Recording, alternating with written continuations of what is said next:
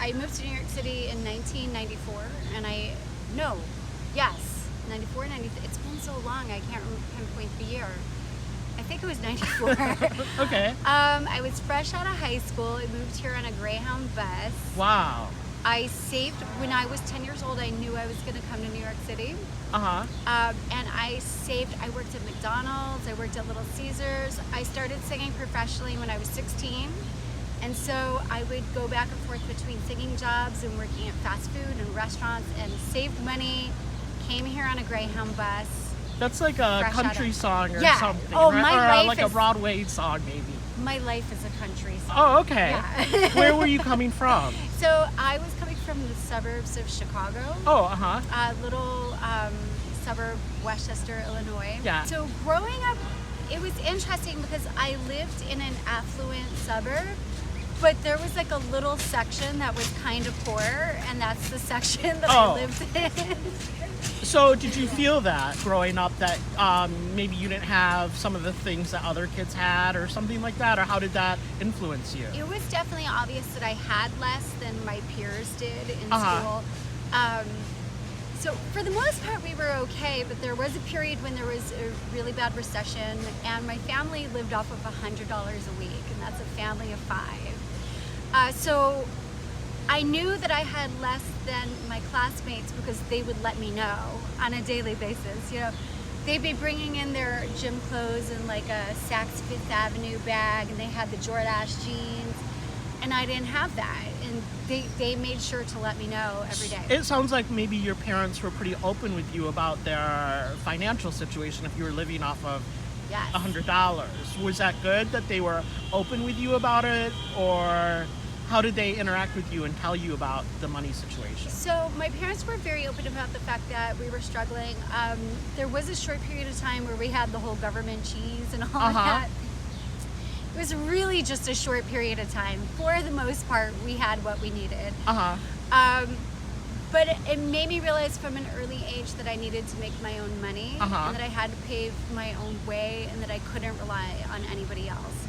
So, and I also have a little bit of a workaholic gene in me, and that started when I was around 15, 16. Like, if I wasn't at school, I was at work, whether it was singing or working one of my 2 jobs.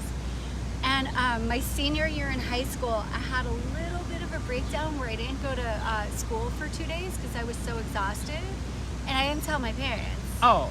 And the school told my parents, and my mom was like, "Thank God, I'm so glad you finally took a break."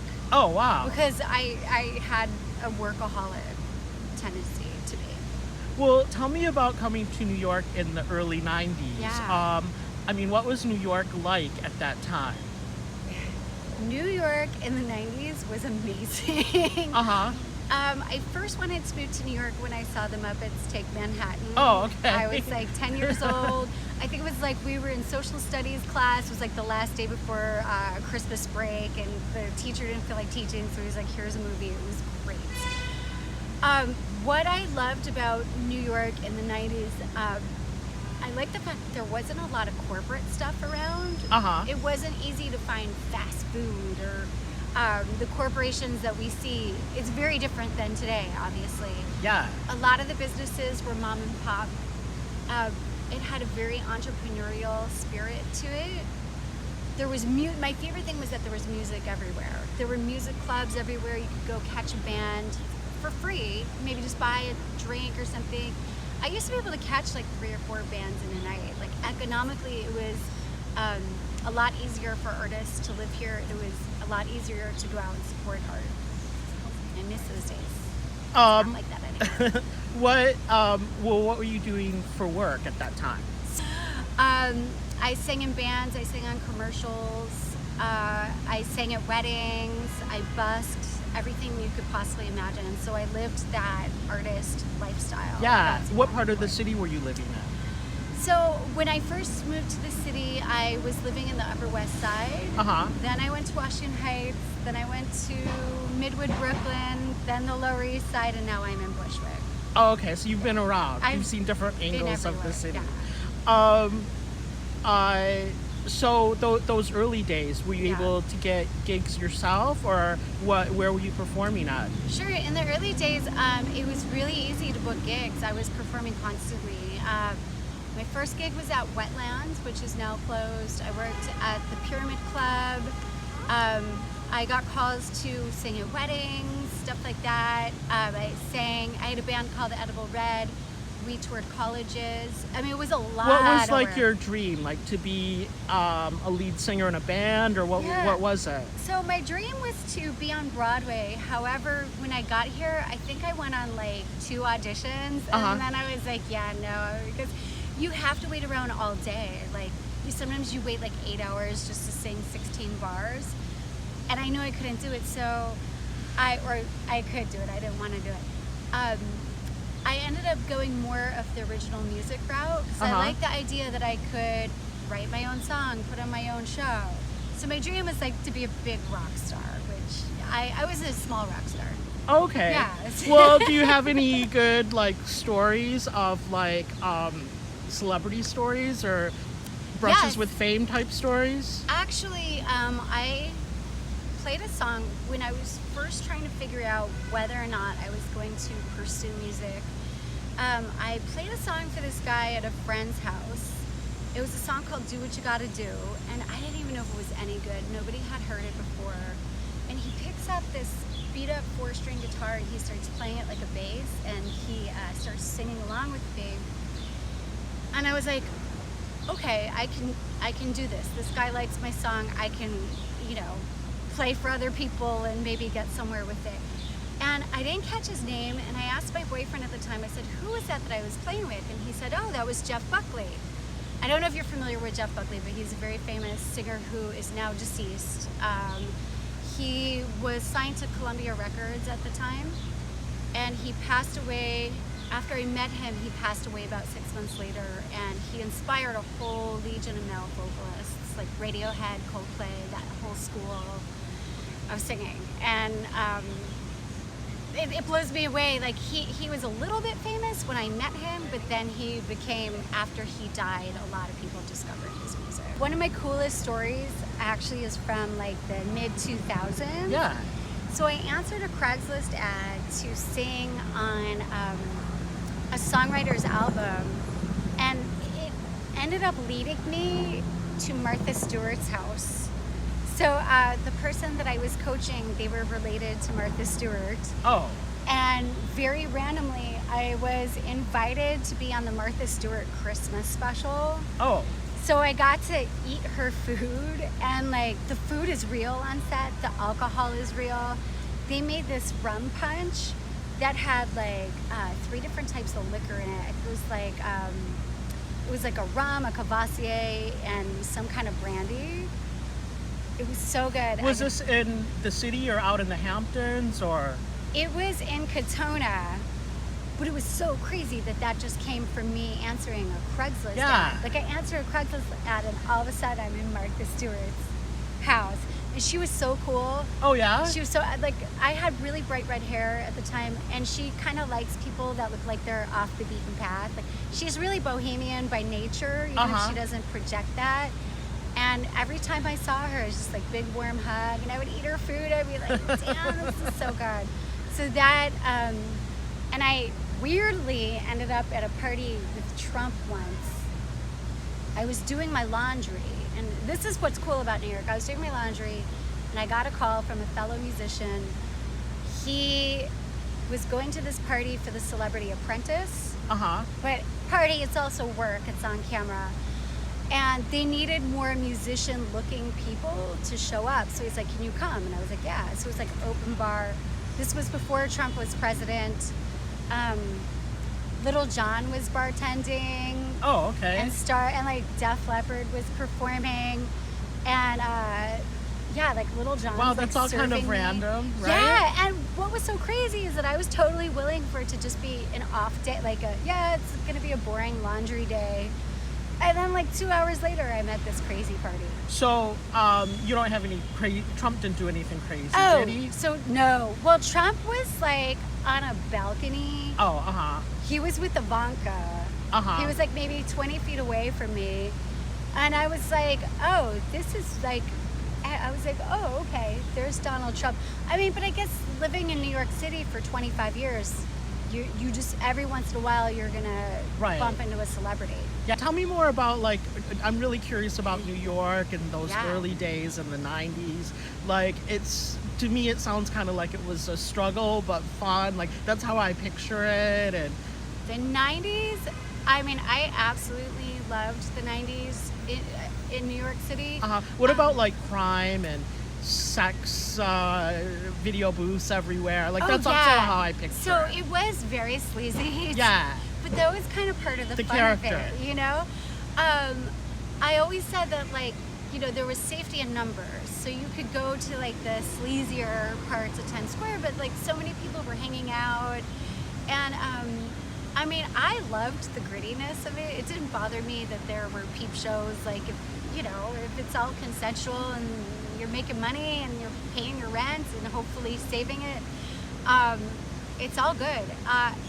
That type of atmosphere tends to go hand in hand with the artist scene. Like, we tend to go to, you know, grittier areas.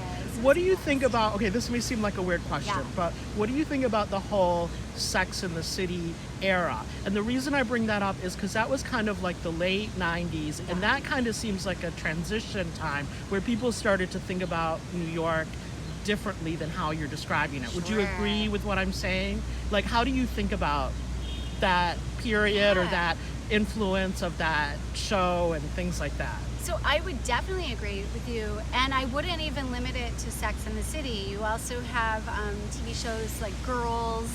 There's so many TV shows that kind of glamorizes New York.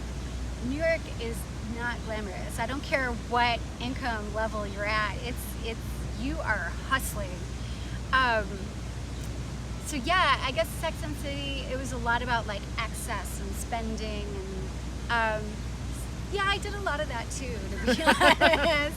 Okay. Yeah, I think a lot of people got a false sense of, I don't think those shows are accurate. Because it kind of takes away, like, I don't know, put Sarah Jessica Parker in a closet-sized apartment and have her paying $5,000 a month for it, and, you know. Yeah, so is that what you would tell your younger self today? Like, if you could go back and tell yourself something at that time when you came on a bus, is that what you... If I could tell my younger self something, Yeah.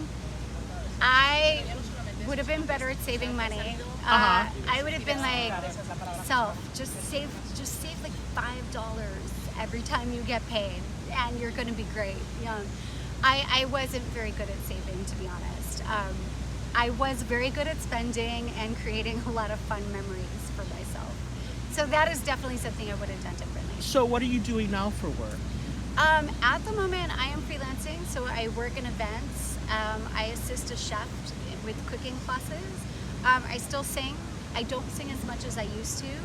The landscape for artists in New York City has changed tremendously. And tell me more about that. So there was a time when just paid opportunities for working class musicians were so abundant. There were so many music clubs, there were so many recording studios. I used to just spend my day going from studio to gig, getting cash. It was a great life. It felt like it was never gonna end, although it did. And things are really different now. It's a lot harder to live here. The rents are a lot higher. Just, you know, a subway ride subways were $1.25, you know. But what's happened is that the pay for musicians has either gone down or stayed the same at the local level. So you used to have a lot of places that would, you know, there were some clubs that paid $100 for a gig, and this was in the 90s. And a lot of those clubs are still paying $100. So they haven't kept up with like They the haven't cost kept of living up. and things No. like that. Not at all. And also, I used to make a pretty okay living off of selling CDs, and that's like now it's streaming. So it's funny, I got a check for like $25 for like my Spotify streams.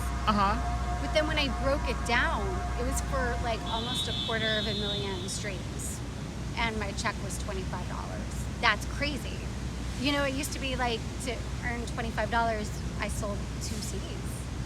So the economics have really changed quite a bit. When you're describing your career to me, it sounds very untraditional. So like not a lot of stability. Yeah. Like and now that you're older, how does that affect you? Like, do you have savings, a 401k, healthcare, things like that? So I don't have savings or 401k or healthcare. Okay. But to be honest, I don't really care because I got to do work that I really enjoyed. So I feel that like I haven't gone through the same stresses or ailments that maybe someone who's at a 9-to-5 job that isn't really them, that they don't really want to be doing. You know, they might have that cushion, but they're also spending their life at a place that they don't really care to be at. But now that you're older, do you ever worry about your future, like retirement and things like that? How do you think about that? Or is that not something you think about? I have to be honest, I don't worry about my future or retirement. I've always been okay. And also, like, the great thing about music is that, yes, it can be a struggle, but every once in a while you hit the jackpot, which I have in the past, you know? So I once sang on a commercial that paid my rent for a whole year. So it's like, why couldn't that happen again? You know? However, I do save it's not very much, but I am starting to like put money. I'm starting to think about I haven't put money away yet. I'm thinking about putting money away. About what is your annual income currently? So my annual income, it really depends. My best year was about $100,000 just making music. I would say I fluctuate somewhere between the 40K to 100K bracket. And would you say that a lot of your peers are in like a similar situation? Our artist peers are in like similar situation as you and feel the same way about the industry as you're kind of presenting? The majority of my peers have left New York City. They've gone to other cities, primarily Vegas, because there's a lot of work for musicians in Vegas. A lot of them have gone to Nashville, even Knoxville. I do have some friends that are still here, and it's really been a grind. The city isn't really nurturing of musicians the way that it used to be. Well, what keeps you in New York? So the only thing that's kept me in New York, honestly, I have a very old cat who's like 20 years old. I really want my cat to live his life out in New York, and when my cat is ready to go to the Rainbow Bridge, I will be leaving New York wow. City. Yeah. I'm not staying here a whole lot longer. I'm over it. You're over it? I'm over it. Yeah. Well, where do you think you'll go? I actually want to go to Knoxville, Tennessee. I'm really craving a simpler life. I'm craving... New York is very interesting. It's very fun, but it's a roller coaster. You're up, you're down, and I'm craving something that's just more even keel. So, can you tell me a little bit about like some of your waitress gigs? Like, was that a performance in and of itself for you, or how did people treat you as a waitress in New York? You know, it's funny. When I first started waitressing, I was a really bad waitress when I first started. I was terrible. The trick is you got to go to the right neighborhood. So if you waitress in certain areas, you might get that class distinction thing where if you waitress downtown, it's like basically everyone that you're waiting on has done your job at some point, so they're super cool. Oh, okay. So when I was waitressing in the Upper East Side and Upper West Side, I mean, that was a struggle, but when I was waitressing in the East Village, it was fun. You know, if you're in the right spot, like when I look back at a lot of my memories, between the successes I've had in the music industry and the struggle of the artist survival jobs, a lot of my favorite memories are actually the survival jobs. Because you're working with other artists and you're bonding so much. And And also a lot of my bigger music gigs that I've gotten came from the waitressing jobs. Like I made connections at the waitressing job. Like the commercial that I did that paid my rent for a year, that came from one of my waitressing jobs. Oh, wow. So and the cool thing was that I waitressed at a place that had, they had live music, so I would get up and sing a lot. Oh, So even though it was a struggle, like, I don't know, if you're a true artist, to me, a struggle is waking up early, going to a 9-to-5 job that I don't care about, punching that clock. That's a struggle to me. What about the future of New York? You've kind of seen it, from a perspective that not many people have. Where do you see it going in the future? Well, from an artist perspective, I'm not too crazy about the direction that New York is going in. It could also be that I've just been here for a while and I'm over it, but it just feels it's getting too expensive, too crowded. The trains suck. The music clubs, like, yeah, sure, new ones open, but they just got killed off left and right. I don't think it's the best place for a new artist to come. New York's still great in a lot of ways, but for me personally, it lost a lot of its soul.